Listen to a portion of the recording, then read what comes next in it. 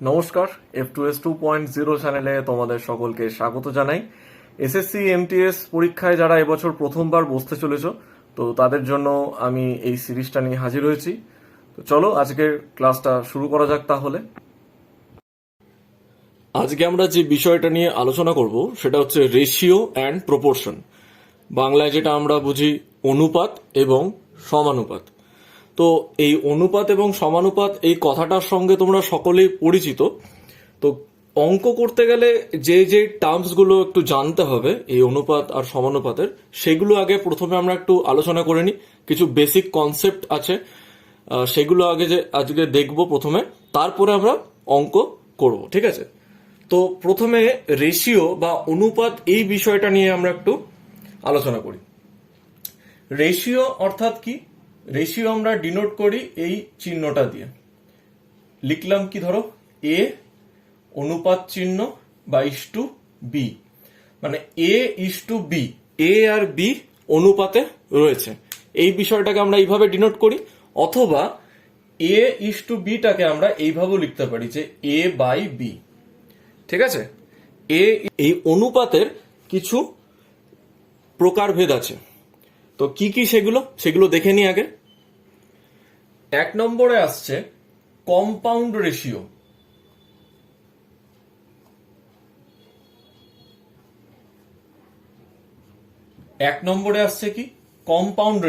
Compound ratio কিভাবে বের করতে হয়?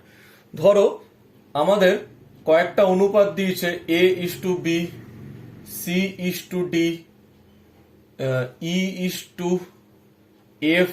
তো এদের কম্পাউন্ড রেশিও হবে প্রথম যে পদগুলো রয়েছে তাদের গুণফল, অর্থাৎ A into C into E, মাঝে অনুপাত চিহ্ন, পরের যে পদগুলো রয়েছে তাদের গুণফল B into D into F.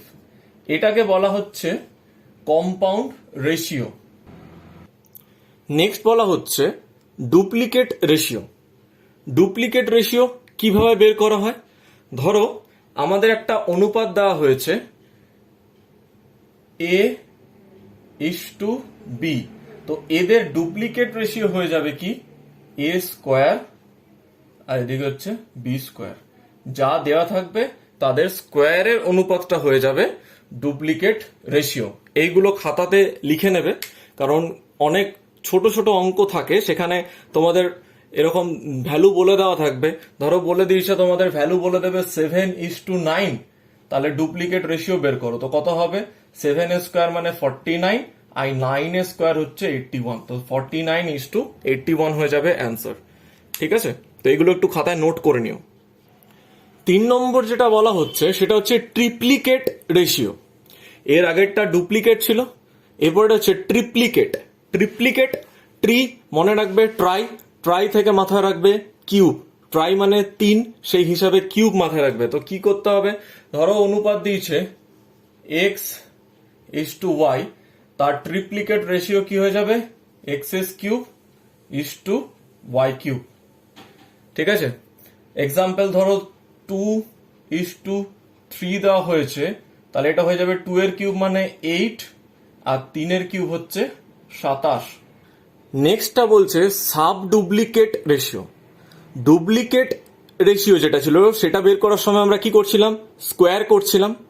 তাহলে এখানে সাব ডুপ্লিকেট রেশিও বের করার সময় কি করব? রুট ওভার করব।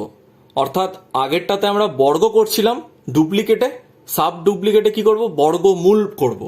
অর্থাৎ ধরো একটা অনুপাত দিয়েছে এক্স ইস টু ওয়াই, তাহলে এর রেশিওটা কি হয়ে যাবে? Root X under root Y, ঠিক আছে?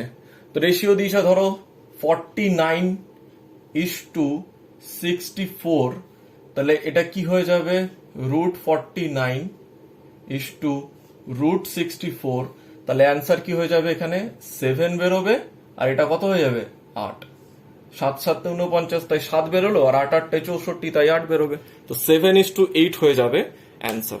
Next sub ট্রিপ্লিকেট ratio. তো ট্রিপ্লিকেট রেশিও বের করার সময় আমরা কিউব করেছিলাম, অর্থাৎ ঘন করেছিলাম।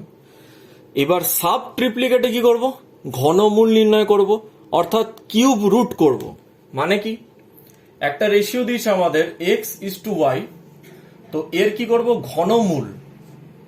ঘনমূল নির্ণয় করব, কিউব রুট করব। কিউব রুট আমাদের দিয়েছে ধরো 125, আর একটা অনুপাত দিয়েছে 64, তাহলে কিউব রুট করব, কিউব রুট আন্ডার 125 আর কিউব রুট আন্ডার 64।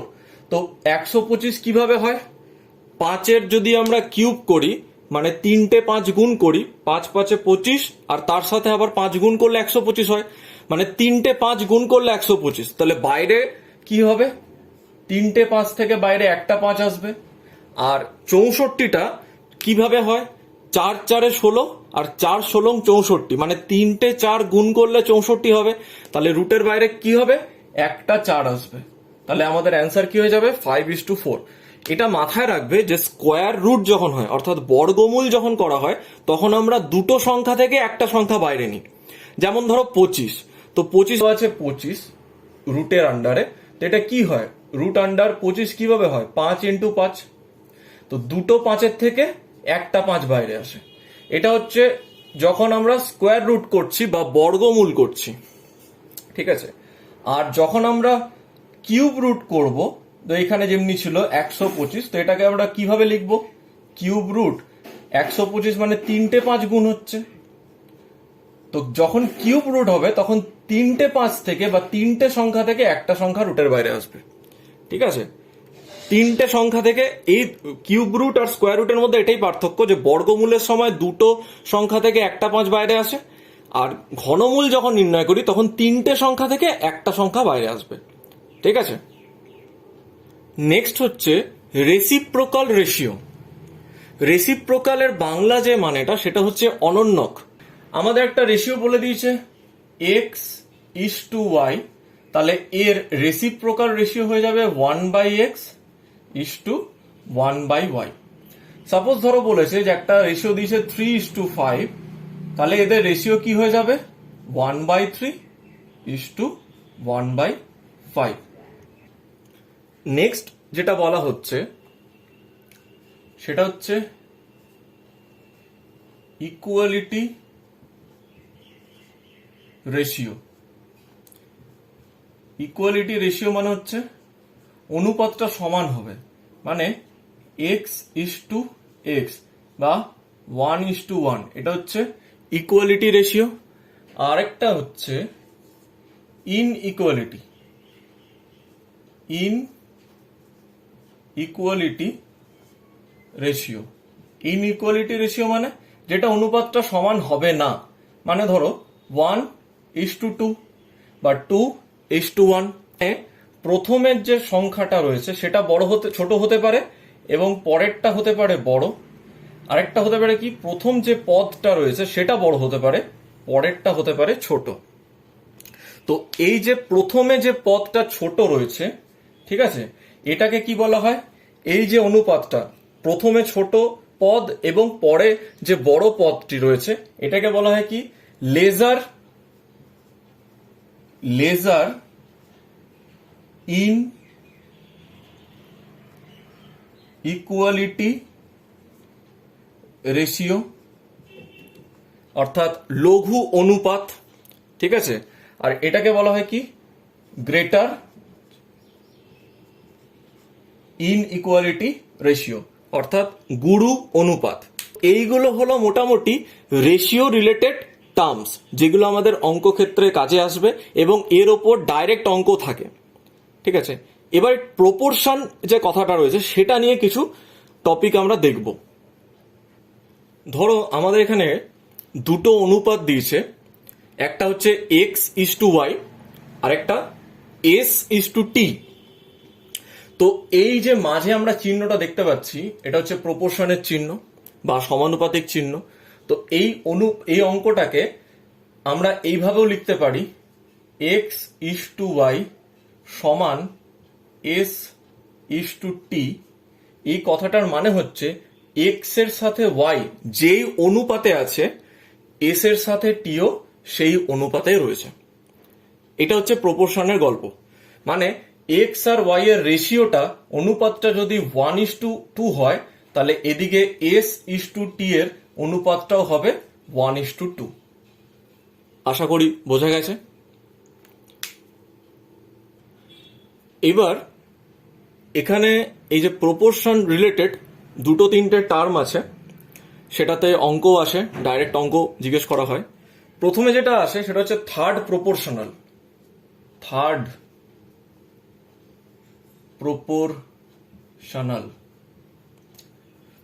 প্রপোর্শনাল কোনটাকে বলে? এই যে আমরা থার্ড, এই যে টার্মটা দেখতে পাচ্ছি এস, এটা হচ্ছে থার্ড প্রপোর্শনাল বলা হয়। আর একটা টার্ম আছে ফোর্থ প্রপোর্শনাল। এই যে টি দেখতে পাচ্ছি, এটাকে বলা হয় ফোর্থ প্রপোর্শনাল। আর একটা হয় মিন প্রপোর্শনাল। মিন প্রপোর্শনাল।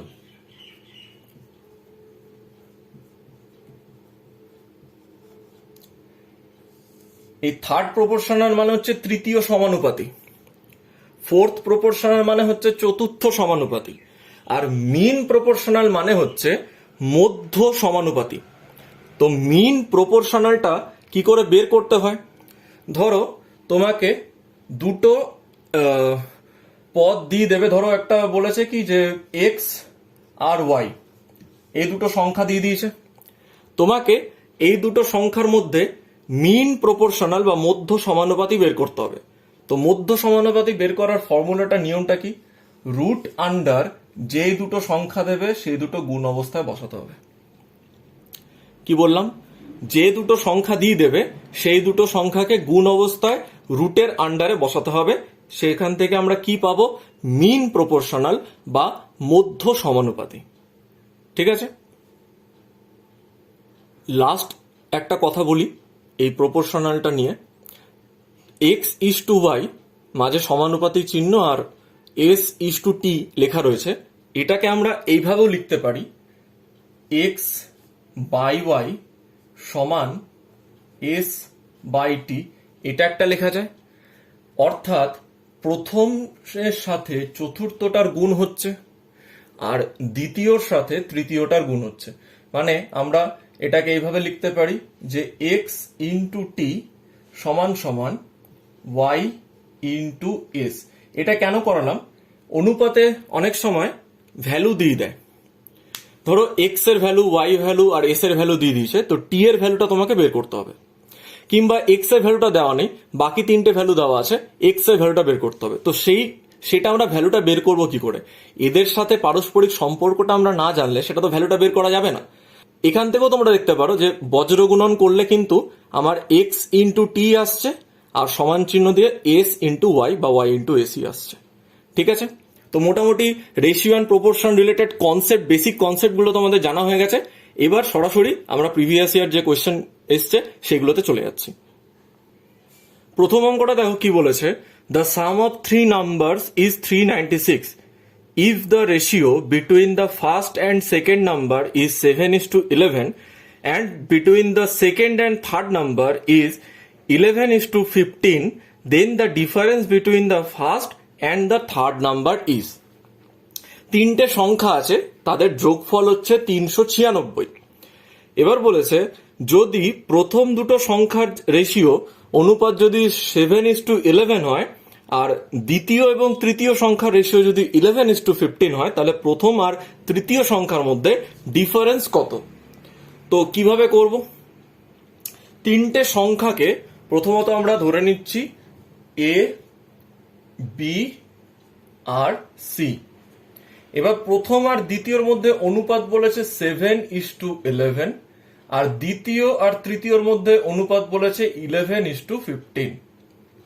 ঠিক আছে, তো এরকম যখন অনুপাতের অঙ্ক থাকবে, এখানে তো সি এর ভ্যালু কিছু বলা নেই, তাহলে সি এর ভ্যালু এখানে আগে কে আছে? 11, তো এখানেও 11 বসিয়ে দেবে। আর এই জায়গাটা ফাঁকা রয়েছে এর নিচটাতে, তো এখানে শেষে কে রয়েছে? 11, এদিকে একে বসিয়ে দেবে। বোঝা গেল? এবার গুণ করো, 77, 11 হচ্ছে 121 আর 15 11 হয়ে যাচ্ছে তোমার 1, 5 আর এদিকে 6, 165। তাহলে আমাদের টোটাল করলে কত হচ্ছে ভ্যালুটা দেখো, যোগ করলে 5 একে 6, 7 আর 6 13, 3 হাতে থাকে 1, 6 একে 7 আর 2 9, 7 16 6 হাতে থাকে 1, 1 2 3, টোটাল হচ্ছে 363। ঠিক আছে, জানতে চেয়েছে কি প্রথম সংখ্যা এইটা আর তৃতীয় সংখ্যার মধ্যে ডিফারেন্স। তো প্রথম সংখ্যা তৃতীয় সংখ্যার মধ্যে ডিফারেন্স কত? 165 থেকে যদি 165 থেকে 77 যদি আমরা মাইনাস করি কত হবে? 8, 7 আর 1 8 আর 8 88, তাই তো? তার মানে আমরা বলতে পারি যে এই যে টোটাল সংখ্যাটা 363 বেরিয়েছে, এর মানটাই হচ্ছে 396, যেটা আমাদের অঙ্কে দেওয়া আছে। তাহলে বের করতে হবে কার ভ্যালু? এই 88 ভ্যালু বের করতে হবে। তাহলে কি করব? টোটাল হচ্ছে আমাদের 396, তো উপরে লিখলাম 396, এটা কার মান? এই 363 মান, নিচে লিখলাম 363, আর যার ভ্যালুটা বের করব সেটা পাশে লিখলাম গুণ দিয়ে। কাটাকুটি করব, 11 দিয়ে 8, 11 দিয়ে হচ্ছে 33, আর এদিকে হচ্ছে তোমার 3, আর একবার হচ্ছে 3, হলো 33 দিয়ে এটা কেটে যাবে মনে হচ্ছে, 33 একে 33, 6 33 দুগুণে 66, তাহলে অ্যান্সার হয়ে যাবে কত? 8 12 96, এটা হয়ে যাবে আমাদের ফাইনাল অ্যান্সার। বোঝা গেল কিভাবে অনুপাতের অঙ্কটা করা হলো? পরের অঙ্কটায় বলেছে 2 numbers are in the ratio 7:9, দুটো সংখ্যার অনুপাত দেওয়া আছে 7:9, if the sum of their squares, অর্থাৎ তাদের বর্গের যোগফল বা বর্গের সমষ্টি যদি 8320 হয়, then the sum of the 2 numbers, তাহলে সেই দুটো সংখ্যার যোগফল কত?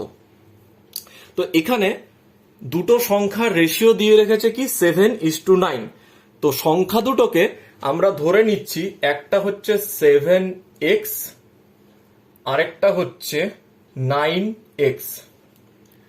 ঠিক আছে, তো এদের স্কোয়ার করলে কত হবে? এটা হয়ে যাবে 49x স্কোয়ার, আর এটা হবে 9 9 81x স্কোয়ার। তাহলে টোটাল হয়ে যাচ্ছে কত? 9 একে 10, 0 হাতে থাকে 8, 8 একে 9, 9 4 13, 130x স্কোয়ার। এই 130x স্কোয়ারের ভ্যালু কত দিয়েছে? ভ্যালু দেওয়া আছে 8320। তো এই শূন্য কেটে গেল, এবার 13 দিয়ে ভাগ করব, তো এক্স স্কোয়ার সমান কত হয়ে যাবে? 6 13 হচ্ছে 78, 5 আর এদিকে হচ্ছে 4 13 52, তাহলে এক্স সমান সমান কত হয়ে যাবে? এটা রুট হয়ে যাবে, স্কোয়ারটা উঠলে কি হয়ে যাবে? রুট হয়ে যাবে, তো এক্স এর ভ্যালু হয়ে যাবে কত? 8। তো আমরা প্রথমে সংখ্যা দুটো কি ধরেছিলাম? 7x আর 9x। তো 7x আর 9x মানে 7x প্লাস 9x কত হচ্ছে? 9 আর সাথে 16x, তাই তো? x এর ভ্যালু কত বেরিয়েছে? 8, তাহলে 16 ইন্টু 8 কত হচ্ছে? 6 8 48 আর 8 হাতে থেকে 4 দিকে 8 128 হয়ে যাবে আমাদের অ্যান্সার। ঠিক আছে, পরের অঙ্কটায় বলেছে A, B, C are 3 boxes containing marbles in the ratio 3:5:7 and the total number of marbles is 75. If 3 marbles are transferred from B to A and 5 marbles are transferred from C to B, then the new ratio of the marbles. 3টে বাক্স আছে, A,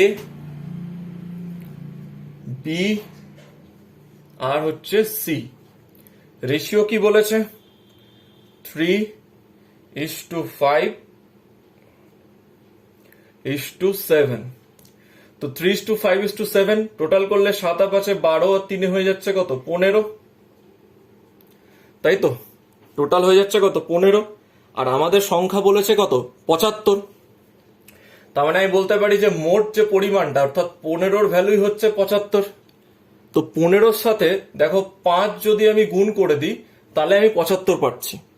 তার মানে প্রত্যেকটার সাথে কি করব? 5 গুণ করে দেবো। এটার সাথে 5 গুণ করলে হবে 15, এটার সাথে হয়ে যাবে 25, আর এটা হয়ে যাবে কত, 35। তার মানে প্রথম বক্সে 15টা মার্বেল আছে, দ্বিতীয় বাক্সে 25টা মার্বেল আছে, আর 3 নম্বর বাক্সে আছে 35টা মার্বেল। এতটা অবধি তো ঠিক আছে। এরপরে যে চেঞ্জেসটার কথা বলেছে, কি বলেছে, বি থেকে এ তে 3টে মার্বেল সরানো হচ্ছে, আর বি থেকে এতে 3টে মার্বেল সরানো হচ্ছে, আর বলেছে সি থেকে বি তে 5টা মার্বেল সরানো হচ্ছে। সি থেকে বি তে যদি 5টা মার্বেল সরানো হয়, অর্থাৎ এখান থেকে এখানে 5টা মার্বেল যদি চলে যায়, তাহলে এর ভ্যালুটা হয়ে যাবে 30, আর এর ভ্যালুটা হয়ে যাবে 30, কারণ এর 5 কমছে আর এর 5 অ্যাড হচ্ছে। তারপরে বলেছে বি থেকে এতে 3টে চলে যাচ্ছে, অর্থাৎ এখান থেকে এর কাছে 3টে, মানে এর 3টে কমছে, এর 3টে অ্যাড হবে। তার এর যদি 3টে অ্যাড হয় এর হয়ে যাবে 18, আর এর যদি 3টে কমে যায় এর হয়ে যাবে 27। তাহলে ফাইনাল রেশিও হয়ে যাবে কি, 18:27:30।